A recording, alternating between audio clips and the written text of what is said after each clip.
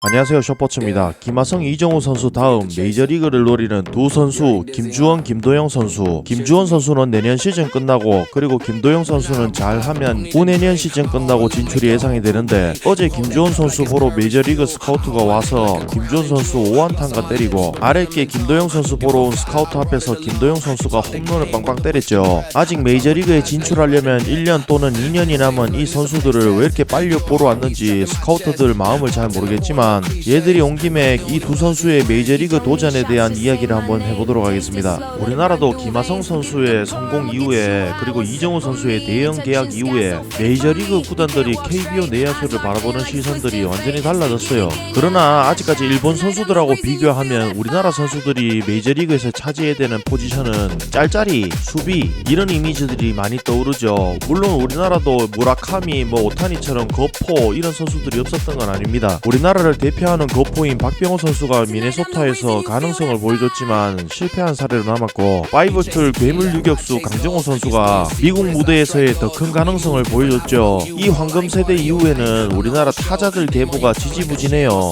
김하성, 이정우 선수도 커리어의 고점과 저점이 너무나 명확하기 때문에 이 선수들을 성공이라고 단정짓기가 어렵습니다. 김도영 선수하고 김주원 선수가 빠른 발에 강한 어깨에 장타에 운동신경에 파이브툴을 다 갖췄다고 하지만 그거는 우리나라에서나 통용되는 말이고 미국에 나가면은 그냥 말랑깽이 동양인이에요. 그런데 이렇게 자꾸 왜소한 동양인이 미국 무대를 씹어먹었던 게 이치로이기 때문에 그 동양인에 대한 편견을 정말 많이 깬 게 이치로이기 때문에 이치로한테 감사해야 돼요. 사실 미국의 무키베츠 같은 애들 보세요. 키가 175밖에 안 되는데 덩크슛 합니다. 덩크슛. 우리나라 선수들은 골대를 잡을 수만 있으면은 최상급 운동 능력으로 평가받죠. 송구 강도 또한 메이저리그에서는 내야수 외야수 할 것 없이 다 투수만큼 공을 뿌려요. 150km씩. 우리나라에서는 유격수가 스텝 밟고 140km 던지면 강견이죠. 다른 툴도 다 마찬가지입니다. 따라서 이 툴이 있다는 게 중요한 게 아니고 그 툴이 달라진 리그에서도 통할 만한 수준의 툴이냐 이 말인 거예요. 박병호 선수 얘기해볼까요? 박병호 선수 파워 툴 어떻습니까? 150m씩 빵빵 때리잖아요.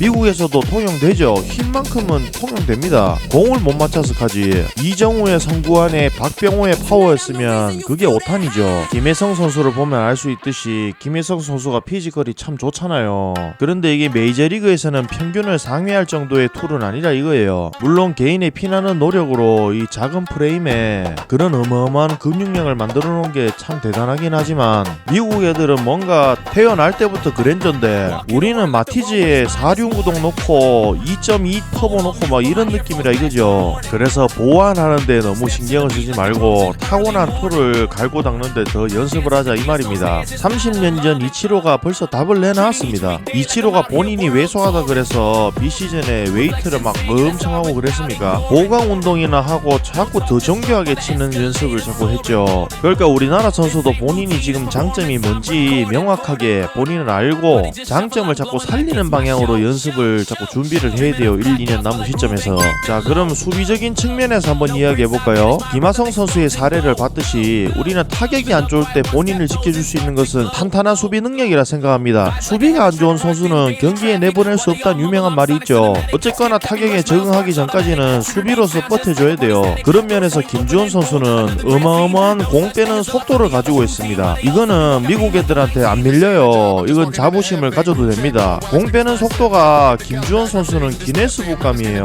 김주원 선수는 소매치기 했으면 건물 올렸어요. 김주원 선수가 포구 이후에 공을 빼서 딱 들기까지 0.1, 2초 정도 걸리거든요. 그래서 한 시즌을 놓고 봤을 때 평범한 유격수라면 못 잡을 아웃카운트와 병살을 많이 창출해낼 수 있다. 기대 병살 값이 높다. 이거는 내야수로서 어마어마한 장점이죠. 이런 거를 본인이 잘 깨닫고 장점을 자꾸 살리는 방향으로 무뎌지지 않게 자꾸 공 빼는 연습을 집에서도 자꾸 해야 돼요. 그러면 단점은 무엇이냐? 김주원 선수 수비에서 단점은 언더스로우라는 것은 마음이 급해짐에 따라서 제대로 준비도 안 해놓고 던질라는 그런 경향들이 자꾸 이어지면 자기 합리화가 자꾸 이뤄지면 그게 한두 개 들어가면 이게 맞는 것 같거든요. 상황에 맞는 스로우 방법을 침착하게 해야겠습니다. 그런데 언더스로우에 한번 맞들려진 내야수 같은 경우에는 그런 상황에 관계없이 무조건 거리가 5m도 토스해야 되는데 언더스로우, 나중에는 1루에서 3루까지 송구도 언더스로우로 해버려요.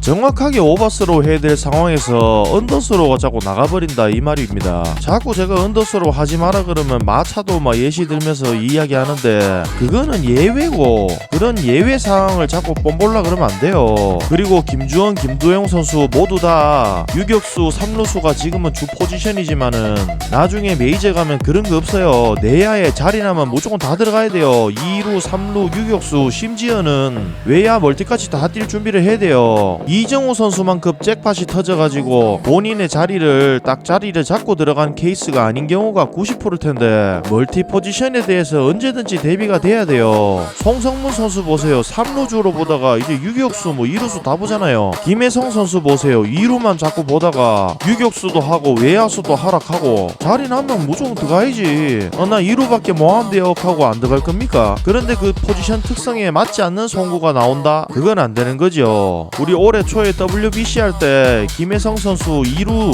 그 먼 2루에서 홈까지 송구를 할 일이 생겼는데 한 50m 엄청 세게 던졌거든요. 그런데 그 상황에서마저 언더스로우가 나와요. 본인도 모르게.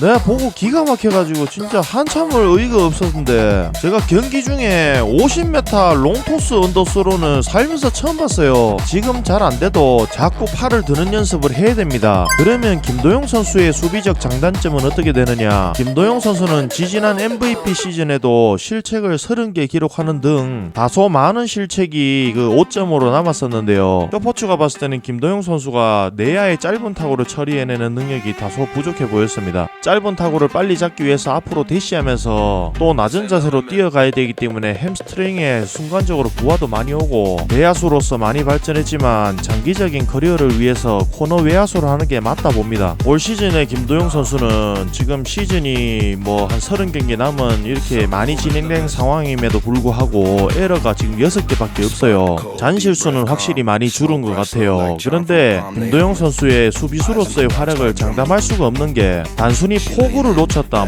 송구가 미스가 났다, 이런 걸 실책이라고 이렇게 얘기하고 개수를 줄였다, 이게 중요한 게 아니고, 내야를 보는 수비수로서의 수많은 상황 판단력, 그 상황에 대한 이해, 예를 들면 런다운 상황에서 주자를 몰 때나 그런 과정에서 점수를 줘야 되는 상황인지 안 줘야 될 상황인지 구분해서 하는 플레이, 또한 수비 상황 중에 생기는 변수에 대한 경우의 수가 좀 적어요. 그게 잘 되는 선수가 박성환 선수, 박찬호 선수, 이런 선수들, 그 내야수가 경험이 많고 똑똑해야 된다는 게 이런 경우의 수들에 대한 대비가 잘 돼 있다 이 말입니다. 그리고 쇼포츠 생각에는 그런 상황을 다 대비하기는, 훈련하기에는 단체 생활에서 좀 힘들어요. 그런 능력은 본인이 내야수로서 이 내야 수비가 정말 재밌고 즐거움을 느끼는 그런 특이한 선수들, 자다가도 더블 잡는 상상을 하는 그런 이제 내야에 정말 흥미를 많이 느끼는 그런 소수의 선수들이, 그런 이미지 트레이닝을 하는 선수들이 내야 도사가 되는 거고, 자꾸 던지는 거는 특출난 몇 명 빼고는 프로 레벨에서 다 비슷하지 않겠습니까? 그리고 김도영 선수의 장점은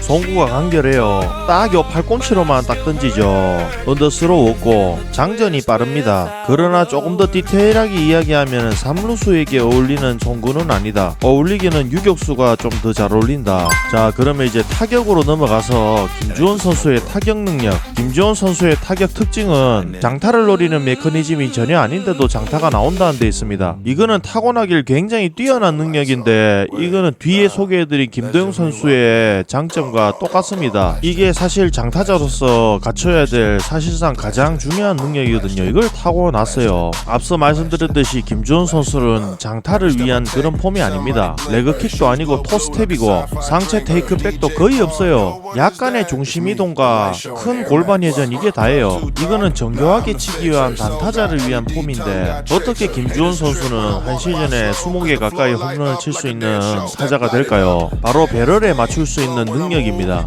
꼭 강타자가 아니라도 공이 배럴에 잘만 얹히면 멀리 뻗습니다. 바깥쪽이면 배트를 쭉 뻗어서 배럴에 맞추고, 몸쪽이면 배트를 몸쪽으로 딱 붙여서 배럴에 맞추는 그런 능력이 참 좋아요. 물론 타고나길 힘이 좋으면 배럴에 다소 빗나가게 공을 맞추더라도 공에 힘이 실려서 멀리 날아갈 수 있는 게 파워 툴이긴 한데, 공을 맞춰야지 그거는 일어나는 일이고, 단순히 배트에 맞추는 컨택 능력하고 다르다는 게, 김주원 선수하고 김도영 선수가 배럴에 공을 얹히는 능력이 좋다는 것이 이 배트 끄트머리나 아니면 손잡이 노부 쪽 요런데 공을 때려서 손 아야 하고 이런 모습이 거의 없단 말이죠. 그러니까 몸쪽 바깥쪽 대처도 잘 되는 타자다 이 말이에요. 그러면 이번에는 김도영 선수 타격 이야기를 해본다면 김도영 선수는 우리나라 타격의 레전드급 재능입니다. 이정우 선수보다 저는 더 위급으로 보고 있어요. 지금 당장에 보여주는 성적도 화려하지만 갖고 있는 기질이 참 좋아요. 빠른 공을 대처할 수 있는 반사신경, 어느 쪽 코스도 배럴에 얹을 수 있는 천부적인 재능, 이거는 무조건 빠따를 갖다 대는 그런 컨택 능력이랑 다르다 그랬죠. 그리고 작은 몸에서도 불구하고 힘을 많이 이끌어낼 수 있는